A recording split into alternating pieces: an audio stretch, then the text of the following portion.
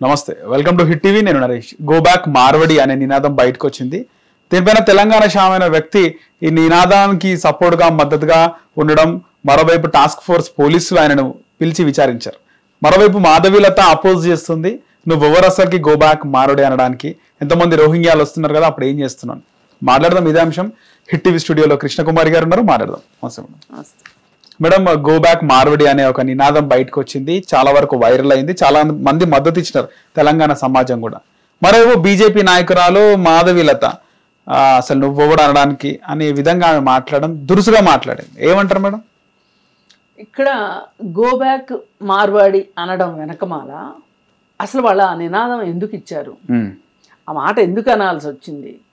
అసలు కొన్ని ఏరియాల్లో మార్వాడీలు తమ పెత్తందారి స్వభావాన్ని ఎట్లా చూపిస్తున్నారు, వాళ్ళ వ్యాపార మనస్తత్వాన్ని ఎలా చూపిస్తున్నారు అనేది ఖచ్చితంగా ఆలోచించాలి ప్రతి ఒక్కళ్ళు. ఆ మార్వాడి వాళ్ళు ఎవరైతే ఉన్నారో, గుజరాత్ నుంచి వచ్చిన మార్వాడీలు కావచ్చు, రాజస్థాన్ నుంచి వచ్చిన మార్వాడీలు కావచ్చు, అసలు మార్వాడీలకు ఉన్న అపప్రద ఏంటి అంటే, పక్కలో పావును పెట్టుకునైనా పడుకోవచ్చు కానీ మార్వాడి వాడిని పక్కన పెట్టుకోకూడదు అనే సామెత ఉంది. ఎందుకు అట్లా? ఎందుకంటే వాళ్ళు ఎట్లా అంటే రక్తం పీల్చే జలగల మాదిరి వ్యాపారం విషయంలో, డబ్బుల విషయంలో నిక్కచ్చిగా ఉండటం వేరు, వాళ్ళకి మాత్రం అనుకూలంగా ఉండేటట్లు ఉండటం వేరు. వాళ్ళు అసలు రాగద్వేషాలకి, బంధాలకి, అనుబంధాలకి దేనికి విలువివ్వరు. వ్యాపారం అంటే వ్యాపారమే. అసలు మనం ఇక్కడికి ఎందుకు వచ్చాం? ఇంత దూరం డబ్బు సంపాదించడానికి వచ్చాం, డబ్బు సంపాదించాల్సిందే అనే ఒక కర్కోటకమైన మనస్తత్వంతో వాళ్ళు ఉంటారు. ఒక రకమైన ఉడుంపొట్టు ఉంటుంది వాళ్ళ దగ్గర వ్యాపారం విషయంలో. అసలు ఎక్కడా వెనకంజ వేరు. చెప్పే కదా, ఉడుము, జలగ ఇలాంటివి మన పట్టుకుంటే వాటిని విధించడం ఎంత కష్టమో తెలుసా? వ్యాపారంలో కూడా అంతే. వాళ్ళు అంత ఉడుము పట్టు ఉంటుంది వాళ్ళకి వ్యాపారం మీద, అంత జలగ మనస్తత్వం ఉంటుంది. ఏమైనా సరే సంపాదించాల్సిందే ఆ మనస్తత్వం ఉంటుంది వాళ్ళకి. అయితే వాళ్ళు ఏం చేస్తారు అంటే, వాళ్ళకి మైనారిటీలు కదా, ఇక్కడ వేరే ఊర్ల నుంచి వచ్చారు కదా, వాళ్ళకి సహజంగానే ఒకరికొకరు సహకరించుకోవాలి అనే యూనిటీ ఎక్కువ ఉంటుంది మైనారిటీలో. యూనిటీ ఎక్కువ ఉంటుంది మైనారిటీలకి. వీళ్ళు కొన్ని చోట్ల, కొన్ని ఏరియాల్లో మోనోపలీ అయిపోయారు బిజినెస్లో. ఇలా మోనోపలీ అయిపోయిన తర్వాత ఇక్కడ లోకల్గా ఉన్న పేదవాళ్ళని వాళ్ళు పనులకు కూడా పెట్టుకోరు, వాళ్ళు అక్కడి నుంచి తెచ్చుకుంటారు. ఓకే, మార్వాడీలు ఇక్కడ కాదు, ఇంకా అక్కడ పేదవాళ్ళు ఉంటారు కదా, వాళ్ళే తీసుకొచ్చుకుంటారు. అంతేగాని ఇది ఇక్కడ పనిచేస్తున్నాం కాబట్టి ఇక్కడ మనము లోకల్ వాళ్ళకి పనిద్దాము అనేది ఉండదు. ఎప్పటి నుంచో ఈ నినాదం నడుస్తుంది, లోకల్ వాళ్ళకి మీరు పనివ్వండి, లోకల్ వాళ్ళకి మీరు పనివ్వండి అని. ఇవ్వరు వాళ్ళు. ఇలా అనుకోకుండా గో బ్యాక్ మార్వాడి అనే ఒక మాట వచ్చింది. అయితే సరే అన్నారు, అది ఎంతవరకు చట్టబద్ధత, ఎంతవరకు అది న్యాయం, ధర్మం అని ఆలోచించేది ఎవరు చేస్తారు? చట్టం ప్రకారంగా అది తప్పు అయితే గనక చట్టం చూసుకుంటుంది. అంతేగాని మాధవీలతకి ఏం పని అంటే, మాధవీలతను మాట్లాడొద్దని నేను అనట్లే, మాధవీలత ఏం మాట్లాడి ఉండాలి? ఇప్పుడు అక్కడ లోకల్గా ఒక దళితుడిని, ఇక్కడ లోకల్ దళితుడిని మార్వాడి అతను కొట్టి పోరా, నీచుడా, లేకపోతే తక్కువ కులం వాడా, ఇట్లా ఆ అర్థం వచ్చేలాగా మాట్లాడాడు. డబ్బు అహంకారం మేడం వాళ్ళకు ఉందంట. డబ్బు అహంకారం ఒక బ్రాహ్మణికల్. ఇప్పుడు సొసైటీలో బ్రాహ్మిన్స్కి మేము వేదాలు చదువుకున్నాము, మాకు సంస్కృతం వచ్చు, మేము దేవుడితోటి డైరెక్ట్గా మాకు రిలేషన్షిప్ ఉంది అని వాళ్ళు మిగతా వాళ్ళ మీద అందరూ మా కాలు మొక్కాల్సి అందరూ మా కాళ్ళు మొక్కాలి అని చెప్పి ఒక పెత్తందారి స్వభావం ఒకటి ఉంటుంది. వాళ్ళకుంటే లోపల ఉంటది వాళ్ళకి అహంకారం ఉంటుంది. అది పెత్తందారి స్వభావం అని కూడా అనకూడదు, అహంకారపూరితమైన ఒళ్ళు పొగరు అనమాట. అది ఆ ఒళ్ళు పొగరు ఉంటుంది. అయితే వాళ్ళకేంటంటే సింపుల్గా వీళ్ళకి దేవుడి దగ్గరికి చేరే అర్హత లేదు, దేవుణ్ణి తలుచుకునే అర్హత కూడా లేదు అన్నంత లెవెల్లో ఆలోచిస్తారు వాళ్ళు. మేమే మాదే మొత్తం ఏదైనా అనే మనస్తత్వంతో వాళ్ళు ఉండి వీళ్ళని ఈ విధంగా అతను కొట్టటము తిట్టటము ఇవన్నీ చేస్తే ఇవన్నీ చేశారు అని చెప్తున్నారు పక్క నుంచి. అతను మార్వాడి అలా చేయకుండా ఉండాల్సిందే అనే ఒక్క మాట మాట్లాడలేదు మాధవీలత. ఖండించలేదు. ఎందుకు మాట్లాడాలి కదా. పైగా ఈ విషయం ఒక లోకల్ వ్యవహారం. ఈ లోకల్ వ్యవహారాన్ని తీసుకెళ్ళి బట్టతలకి బోడిగుండికి ముడేసినట్లు అంతర్జాతీయ వ్యవహారమైన రోహింగ్యాల ముడి పెడుతుంది ఆవిడ తెలివికి ఏమనుకోవాలి అసలు? ఆవిడ తెలివికి జోహార్లు చెప్పాల్సిందే ఖచ్చితంగా. అసలు ఆమెకి అరికాల్లో ఉందా మెదడు ఎక్కడుంది అర్థం కావట్లే అసలు. రోహింగ్యాల వ్యవహారం చూడాల్సింది ఎవరు? దేశ ప్రభుత్వం, బోర్డర్ సెక్యూరిటీ ఫోర్స్ వాళ్ళు చూడాలి. దేశ అంతర్గత భద్రతా వ్యవహారాల శాఖ చూసుకోవాలి. మరీ మాట్లాడుకుంటే హోమ్ మినిస్టర్ చూడాలి. ఇంకా కాదు అనుకుంటే రక్షణ శాఖ మంత్రి చూడాలి. వాళ్ళందరూ చూడాల్సింది వదిలేసేసి ఇక్కడ రోహింగ్యాలు ఉన్నారు నోరు తెరిస్తే ఓవైసీ. ఇప్పుడు ఆవిడకి నోరు తెరిస్తే ఓవైసీ, నోరు మూస్తే ఓవైసీ, నిద్ర పోతే ఓవైసీ, నిద్ర లేస్తే ఓవైసీ. ఇంకా గమ్మత్ ఏంటంటే ఇంత తిడుతుందా ఓవైసీని, ముస్లిమ్స్ని ఇంత మాట్లాడుతుందా? ఆమె పక్కనున్న బాడీ గార్డులు ఏమంటారు వాళ్ళని, బౌన్సర్లు ముస్లిం పిల్లలే. ఎందుకు ముస్లిమ్స్ ని పెట్టుకుంది?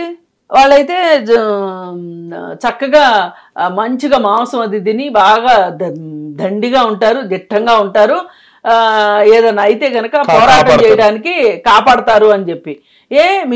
మీ పప్పు టమాటా తినే వాళ్ళని ఎందుకు పెట్టుకోలేదు నువ్వు? పెట్టుకోవచ్చుగా పప్పు టమాటా గాళ్ళని. బేసిక్ గా హైదరాబాద్ లో బౌన్సర్లు అందరూ ముస్లిమ్స్ ఎక్కువ. అయితే ఇవి పెట్టుకోకూడదు కదండి. ముస్లిమ్స్ అంటే అంత కోపం ఉన్నప్పుడు పెట్టుకోదంటారు. ఎందుకు పెట్టుకోవాలి మరి? ముస్లిమ్స్ అక్కడ ఎట్లా పనికొచ్చారు? ఆ ముస్లిం రోహింగ్యానేమో ఎవడో తెలుసు. ఎందుకు నీ పక్కన రోహింగ్యాని ఎందుకు పెట్టుకున్నావు? ఓకే, అసలు రోహింగ్యా సమస్య ఏంటి? వేరే దేశాల నుంచి వచ్చి ఇక్కడ అనధికారికంగా ఉంటున్న వాళ్ళు రోహింగ్యాలు. వాళ్ళని వలస వచ్చారు అని కూడా అనకూడదు. ఒక రకంగా ఇంకొక టెర్మినాలజీ ఉంది వాళ్ళకి. తలదాచుకోవడానికి వచ్చిన వాళ్ళు బతకడానికి వచ్చారు. అయితే ఇప్పుడు ఈ వలస రావటానికి ఈ వలసకిన్ను ఈ దేశ దిమ్మరులకి డిఫరెన్స్ ఉంటుంది. ఇప్పుడు వాళ్ళు ఇప్పుడు మెక్సికన్లు ఎట్లా అయితే అమెరికాలోకి అనధికారికంగా ప్రవేశించారు, వీళ్ళు కూడా అట్లా వచ్చిన వాళ్ళు అనమాట. వాళ్ళు రోహింగ్యాలు ఎందుకు తిండి లేక వస్తారు వాళ్ళు. వీళ్ళలాగా మార్వాడీలాగా ఒళ్ళు బలిసిరారు. వచ్చిన తర్వాత ఒళ్ళు బలవదు వాళ్ళకి. ఇక లోకల్ వాళ్ళతో వ్యాపారం చేసి వీళ్ళ రక్తాన్ని జలగల్లాగా పీల్చి డబ్బులు సంపాదించడం ఉండదు రోహింగ్యాలకి. రోహింగ్యాలు నేనేమి రోహింగ్యాల పట్ల నాకేమి అమితమైన ప్రేమ లేదు, గౌరవం లేదు, ప్రేమ లేదు. వాళ్ళు మానవులే, మనము మానవులమే. మానవతావాదంతో, మానవతా దృక్పథంతో వాళ్ళకి ఏదన్నా వాళ్ళని ఏమంటాము, వాళ్ళకి ఏదన్నా ఒక ప్రత్యేకమైన ప్రదేశాలు ఏర్పాటు చేసి వాళ్ళ మంచి చెడులు ఏమన్నా పట్టించుకుంటే ప్రభుత్వాలు అది వేరే విషయం. కానీ వాళ్ళని మళ్ళీ జాగ్రత్తగా వాళ్ళ దేశానికి వాళ్ళని పంపించేయడం, మన బోర్డర్ దాటించడం చేయాలనుకుంటే ప్రభుత్వాలు చెయ్యొచ్చు. కానీ ఎంత ఇదిగా రోహింగ్యాలని మాట్లాడాల్సిన అవసరం ఏమొచ్చింది నీకు? వాళ్ళు పొట్టచేతి పట్టుకుని వచ్చిన వాళ్ళు. ఈ మార్వాడీలు పొట్టచేతి మార్వాడీలకు ఎందుకు సపోర్ట్ చేస్తుంది మేడం? ఆ మార్వాడీలు ఇప్పుడు బీజేపీ పార్టీకి ఎక్కువ సపోర్ట్ ఇచ్చేది మార్వాడీలే. ఎక్కువ చందాలు ఇచ్చేది కూడా వాళ్ళే. ఓకే, బీజేపీ వెనకాల మార్వాడీలు ఉన్నారు.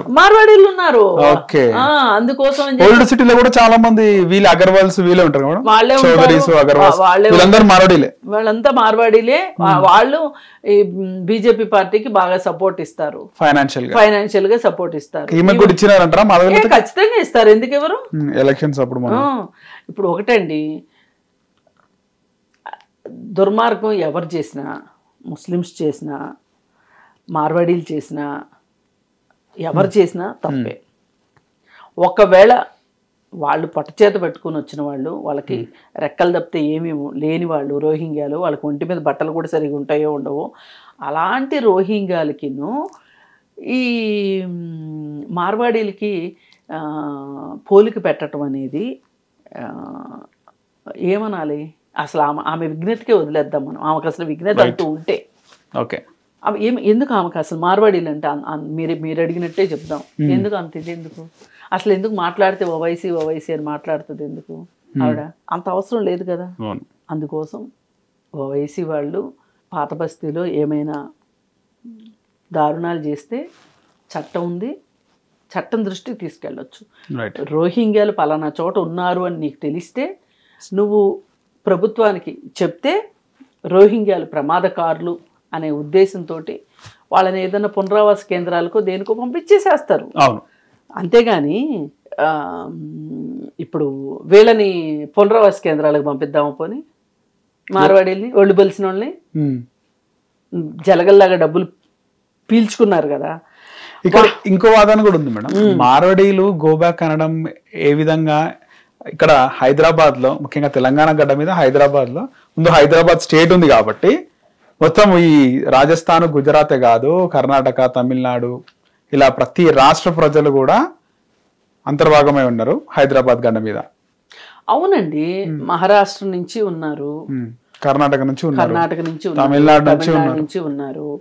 ఇప్పుడు ఇలా ఉన్న సందర్భంలో అసలు తెలంగాణని కాదు, ఇప్పుడు గుజరాత్ వెళ్ళండి మీరు, ఎంతమంది ఆంధ్ర వాళ్ళు ఉన్నారు తెలుస్తుంది మీకు. గుజరాత్లో కొన్ని చోట్ల ఎలక్షన్ ని కూడా ప్రభావితం చేస్తారు తెలుగు వాళ్ళు. సూరత్లో మొత్తం తెలంగాణ వాళ్ళదే, తెలంగాణ ఆంధ్ర తెలుగు వాళ్ళదే హవా అంతా అక్కడ సూరత్లో. మరి దానికి ఏం చేస్తాం? కాకపోతే ఏంటంటే వీళ్ళు వ్యాపారం చేసేంతగా ఎదగల ఈ రోజుకి కూడా. వీళ్ళు పనిచేస్తారు అక్కడ కూడా, ఇప్పటికి కూడా వాళ్ళు పనిచేస్తూనే ఉంటారు. అది అందుకని ఏంటంటే దేశంలో ఎవరైనా ఎక్కడికైనా వెళ్ళొచ్చు అని చెప్పి మాధవీలతే చెప్పక్కర్లా, అందరూ చెప్తున్నారు. తెలంగాణ ఉద్యమం వచ్చినప్పుడు కూడా అందరూ అదే చెప్పారు, మీరు వచ్చి మా ప్రాంతానికి వచ్చారు అంటే, అరే బాబు రాజ్యాంగంలోనే ఉంది, ఈ దేశ పౌరుడు ఈ దేశంలో ఎక్కడైనా ఏ మూలకైనా ఎక్కడికైనా వెళ్ళొచ్చు ఉండొచ్చు అని ఉంది, నువ్వెట్లా అంటావు బాబు అని చెప్పి మాట్లాడి. ఆధిపత్యం విషయానికి వస్తే ఇప్పుడు వాళ్ళు కూడా అదే చెప్పేది ఏంటి అంటే, వలస వచ్చిన వాళ్ళ గురించి మేమేం అనట్లేదు, మా మీద ఆధిపత్యం చేయడానికి వచ్చిన వాళ్ళ గురించే మాట్లాడాము అని చెప్పి తెలంగాణ వాళ్ళు కూడా, తెలంగాణ ఉద్యమకారులు కూడా మాట్లాడారు. సరే, కొన్ని అపశృతులు దొరికినాయి, కొన్ని ఎక్కువ తక్కువలు మాట్లాడారు, అయిపోయింది ఆ స్టోరీ. అసలు ఇప్పుడు గోబ్యాక్ మార్వాడి అనడం వెనకమాల అక్కడ లోకల్గా మార్కెట్లలో వాళ్ళ ఆధిపత్యంతో ఎవరిని రానివ్వకోకుండా వాళ్ళు ఏకఛత్రాధిపత్యం చేస్తున్నారు, రూల్ చేస్తున్నారు అనేది వాస్తవం. దాని గురించి అక్కడ వచ్చింది లోకల్గా. దానికి వాళ్ళు మాట్లాడితే నీకు ఎందుకు అంత కోపం రావాలి? అసలు నువ్వు ఫస్ట్ మాట్లాడాల్సింది ఏంటి? ఒక దళితుడిని ఇలా మాట్లాడతావా నువ్వు? అతను ఆ దళితుడిని అలా మాట్లాడినది లోకల్ వాడైనా కావచ్చు, మార్వాడి అయినా కావచ్చు, ఎవరన్నా కావచ్చు, ఆ కాల్లో భాష కూడా సరిగా వస్తలేదు. ఇంకా ఇప్పుడు వాళ్ళు ఏమంటున్నారంటే, ఇక లోకల్ వాళ్ళు హిందీ నేర్చుకోవాలంట. నువ్వు ఇక్కడికి వచ్చావు, నువ్వు తెలుగు నేర్చుకో. ఎందుకు రాదు మేడం? ఇన్ని రోజులు తెలుగు వాళ్ళతో ఉంటారు, మాట్లాడతారు, ఆ తెలుగు స్పష్టంగా కాకపోయినా కూడా పలకడం ఎందుకు రాదు సరిగా? కాదు, వాళ్ళు కావాలని నటిస్తారు, వాళ్ళకి వచ్చు, మొత్తం అర్థమవుతుంది. వీళ్ళని లోకల్ వాళ్ళని బకరాలు చేయడానికి భాష రానట్టుగా యాక్షన్ చేస్తారు వాళ్ళు. ఎందుకు రాదండి? ఇన్ని సంవత్సరాలు ఉంటే భాష రాదు. అసలు పైగా బీహార్ వాడు ఇక్కడికి వచ్చాడు అనుకోండి, ఇక్కడ పని చేయడానికి వచ్చాడు అనుకోండి, నేర్చుకోవాలి తెలుగు. అసలు ఇప్పుడు లోకల్గా ఉన్న వాళ్ళకి హిందీ అవసరమా? లోకల్ భాష రాని ఇక్కడ పనిచేయడానికి వచ్చిన నాన్ లోకల్కి తెలుగు అవసరమా? వాళ్ళకే తెలుగు అవసరం. వాళ్ళకే తెలుగు అవసరం. మన వాళ్ళు హిందీ మాట్లాడతారు ఫస్ట్. అదే కదా అతి తెలివితేటలు. అతి తెలివితేటలు ఇదే కదా. తమిళనాడులో అట్లున్నది కదా మేడం? తమిళనాడులో తమిళ్ నేర్చుకుంటారు, తెలుగు మాట్లాడతారు. అంటే భాషకు ప్రాధాన్యం ఇస్తారు. వాళ్ళు ఇద్దరు తమిళియన్స్ కలిశారు అంటే వాళ్ళు ఇంగ్లీష్ లో మాట్లాడుకోరు, తమిళ్లోనే మాట్లాడుకుంటారు. ఇద్దరు ఇంగ్లీష్ వాళ్ళు ఇంగ్లీష్ లోనే మాట్లాడుకుంటారు, ఇద్దరు హిందీ వాళ్ళు హిందీలోనే మాట్లాడతారు, ఇద్దరు తెలుగు వాళ్ళు మటు ఖచ్చితంగా ఇంగ్లీష్ లోనో ఏదో వేరే ఇంగ్లీష్ లో మాట్లాడతారు. ఎందుకలా? మనకి ఒక వ్యామోహం ఉంది ఇంగ్లీష్ అంటే. సరే అది పెద్ద విషయం కాదనుకోండి. ఇక్కడ టాపిక్ ఏంటి అంటే వాళ్ళు ఇక్కడ వ్యాపారం చేస్తున్నారు కాబట్టి, తెలుగు వాళ్ళతో వ్యాపారం చేస్తున్నారు కాబట్టి వాళ్ళు తెలుగు విధిగా నేర్చుకోవాలి. బీహార్ వాళ్ళు వచ్చారంటే వాళ్ళు తెలుగు నేర్చుకోవాలి, కానీ వాళ్ళు నేర్చుకోరు. వాళ్ళకి హిందీ సూపర్ లాంగ్వేజ్ అనుకుంటారు వాళ్ళు. అంటే అంత తెలిసి కూడా కాదు వాళ్ళు. వాళ్ళకి అసలు నేర్చుకునే కెపాసిటీస్ క్యాపబిలిటీస్ కొంతమందికి ఉండవు. పాపం వాళ్ళ గురించి మనం మాట్లాడడానికి లేదు. కానీ అయినా తెలుగు వచ్చి కూడా తెలుగు మాట్లాడరు వాళ్ళు. అంటే ఏంటి అంటే తెలుగు మాట్లాడడం వాళ్ళకి ఒక నామోషిలాగా ఉంటుంది. హిందీ అంటే ఏదో గొప్ప భాష అనుకుంటారు వాళ్ళు. సరే ఇక్కడ విషయం ఈవిడికి చెప్పాను కదా, బట్టతలకి బోడిగుండుకి ముడేస్తుంది మాధవీలత. అందుకని ఇప్పుడు ఈ మొత్తం వ్యవహారంలో శ్యాము పక్కకి వెళ్ళిపోయాడు, మార్వాడి పక్కకి వెళ్ళిపోయింది, గోబ్యాక్ మార్వాడి డైలాగు పక్కకి వెళ్ళిపోయింది. ఎవరు మిగిలారా బాబు అంటే మాధవీలత మిగిలింది. మాధవీలతకి అసలు బుర్ర ఉందా లేదా? మాధవీలతకి బుర్ర ఉంటే అరికాల్లో ఉందా, ఎక్కడుంది అనేది ఒకటి. ఇంత ముస్లిమ్స్ని వ్యతిరేకిస్తుంది, ముస్లిం బాడీ గార్డులను ఎందుకు పెట్టుకుంటుంది? దీనికి సమాధానం చెప్పాలి. రైట్. మరి ఇప్పుడు ఈమె హాస్పిటల్ పెట్టుకుంది. ఈ హాస్పిటల్కి అందరూ వస్తారు కదా. ఒకవేళ రోహింగ్యానే వచ్చారు అనుకుందాం, వైద్యం చేయవాను చేస్తావుగా. పైగా అసలు మోడీకి చాలా స్పెషల్ ఇంట్రెస్ట్ అంట కదా నువ్వంటే, మాధవీలత అంటే. అందుకని ఎంతమంది అడిగినా కాదని మాధవీలతకే టికెట్ ఇచ్చారంట కదా.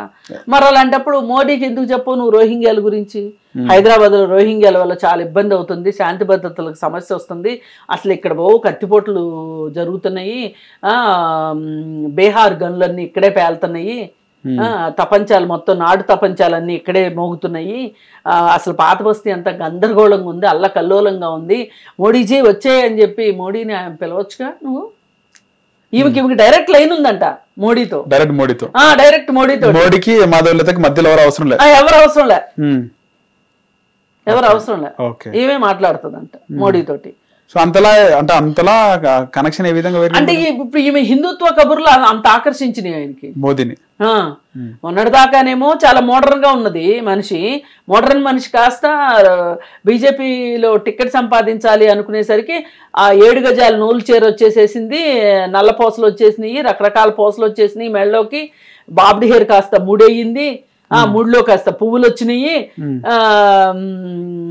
మొత్తం మేకప్ అంతా తీసేసి ప్యాకప్ చెప్పేసేసి మొత్తం పసుపు పూసుకొని నానా రకాలుగా ఆమె ఇప్పుడు భరతమాతకి ప్రతిరూపంలాగానో లేకపోతే హైందవ స్త్రీకి ప్రతిరూపంగానో మాధవీలత తయారైంది. తెలుగు మహిళ పరిపూర్ణమైన నిండు మహిళ మాధవీలతలాగా తయారైంది. అలాగే ఆ మధ్య అక్కడ ఏదో ఒక పర్ణశాల లాంటిది ఒకటి కట్టి, యాగశాల ఏదో కట్టి అక్కడ 2-3 ఆవుల్ని పెంచుకుంటా కొన్ని రోజులు కాలక్షేపం చేసింది. ఇవన్నీ ఏంటంటే ఇవన్నీ డైరెక్ట్ రిలే అవుతున్నాయి మోడీ దగ్గరికి. అయ్యేసరికి ఈమె అసలైన క్యాండిడేట్ బీజేపీకి అని చెప్పి ఈమెకి సీట్ ఇచ్చారు. ఈమెకి సీట్ ఇచ్చారు కదా. ఇప్పుడు మళ్ళీ ఎలక్షన్స్ వస్తున్నాయి, మళ్ళీ ఎలక్షన్స్ వస్తే మళ్ళీ నాకు సీటు కావాలి. అందుకని చెప్పి ఈమె వీలైనప్పుడల్లా అవకాశం ఉన్నప్పుడల్లా బంజారా హిల్స్ టెంపుల్ విషయంలో కావచ్చు, ఈమె ఏదో అంటారు చూడండి, నల్ల మిరియాలు తిన్న మనిషిలాగా ఈమె ఎగురుతూ ఉంది. నేను ఒకటే కోరుకునేది, ఇక్కడ యుద్ధం జరుగుతుంది, పోరాటం జరుగుతుంది, బలిసిన మార్వాడికి బలహీనులకి మధ్యలో జరుగుతుంది.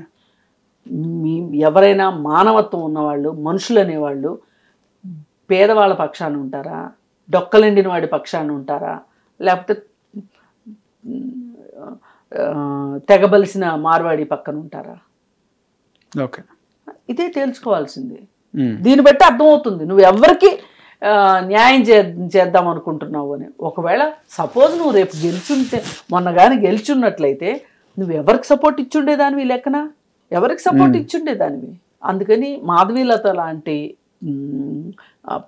పొలిటికల్ మేనియా పట్టిన వాళ్ళు ఇలాగే మాట్లాడతారు. వాళ్ళకి మంచి చెడులతో సంబంధం లేదు, అన్యాయం అయిపోయిన వాళ్ళు ఎవరు, కష్టాలు పడుతుంది ఎవరు, వాళ్ళకి సంబంధం లేదు. ఒక దళితుడి ఆత్మాభిమానానికి దెబ్బ కలిగేలాగా మాట్లాడినా ఆవిడకి సంబంధం లేదు. ఆవిడకి కావాల్సింది ఏంటంటే ఆవిడ వర్గం ఏదైతే ఉందో, డబ్బులున్న వర్గం, బ్రాహ్మణ వర్గం, బీజేపీ వర్గం, అదే ఆమెకి కావాలి. అందుకోసమే ఆమె అలా మాట్లాడుతుంది. ఈరోజు హైదరాబాద్లో ఇట్లాంటి మాటలు ఎవరైనా మాట్లాడుతున్నారు, ఇలాంటి తలతిక్క మాటలు మాట్లాడుతున్నారంటే, ఆఖరికి బీజేపీ పార్టీలో కూడా తలతిక్కలుగా మాట్లాడుతున్నది ఎవరు అంటే ఇద్దరు. ఒకళ్ళు బండి సంజయ్, ఇంకొకరు మాధవీలత. ఇంకో డౌట్ ఏంటంటే మేడం, చాలా వరకు కూడా మనం చూస్తుంటే మొన్న ఎన్నికల ముందు ఇక్కడ ఉన్నటువంటి కాంగ్రెస్ నాయకుల పైన, బీఆర్ఎస్ నాయకుల మీద, ఆంధ్రప్రదేశ్లో కూడా టీడీపీ నాయకుల మీద, మన మంత్రుల పైన కూడా అనుకుంటా ఎన్నికల ముందు మంత్రులుగా ఉన్న పొంగులేటి శ్రీనివాస్ రెడ్డి వీళ్ళ ఇంటి పైన కూడా దాడి జరిగింది. ఏది ఈడీ ఇలాంటి దాడి. ఎప్పుడు కూడా ఓవైసీ మీద, అంటే ఓవైసీ బ్రదర్స్ అసదుద్దీన్ కానీ అక్బరుద్దీన్ పైన దాడులు జరిగాయి. ఎప్పుడు ఈడీ అని, ఐటీ అని, సోదాలని ఏవి కూడా జరిగాయి. అసలు వాళ్ళ దగ్గరకు పోను, టచ్ చేయరు. అంటే భయపడి టచ్ చేయరా? వాళ్ళకి ఏమైనా లింక్ ఉంటుందా? డ్రామానా? వాళ్ళ వాటాలు వాళ్ళు ఇస్తారు. వాళ్ళకి ఇప్పుడు ఓవైసీ పెద్ద స్నేహితుడు బీజేపీకి. ఎట్లా అంటే ఆయన ఎందుకు వెళ్ళి గుజరాత్లో పోటీ చేస్తాడు? ముస్లిం ఓట్ల కోసం. ఎంఐఎం పార్టీ గుజరాత్లో పోటీ చేస్తుంది, వెస్ట్ బెంగాల్లో పోటీ చేస్తుంది, బీహార్లో పోటీ చేస్తుంది, ఉత్తరప్రదేశ్లో పోటీ చేస్తుంది. ముస్లిమ్స్ ఎక్కడుంటే అక్కడ పోటీ చేస్తుంది. ఎందుకంటే ఆ ముస్లిం ఓట్లు ఖచ్చితంగా బీజేపీకి వ్యతిరేకంగా పడతాయి. బీజేపీకి వ్యతిరేకంగా ఎవరికి పడాలి ఆ ఓట్లు? ఎంఐఎం పోటీ చేస్తే ఎంఐఎంకి పడతాయి, కాంగ్రెస్ కి పడాలి. అక్కడ కాంగ్రెస్ కన్నా పడాలి, లేకపోతే ములాయం సింగ్ యాదవ్ పార్టీ కన్నా పడాలి, సమాజ్వాదీ పార్టీ కన్నా పడాలి, ఇట్లా వేరే పార్టీలకు పడాలి కదా. నువ్వెందుకు వెళ్తున్నావు అక్కడికి? అసలు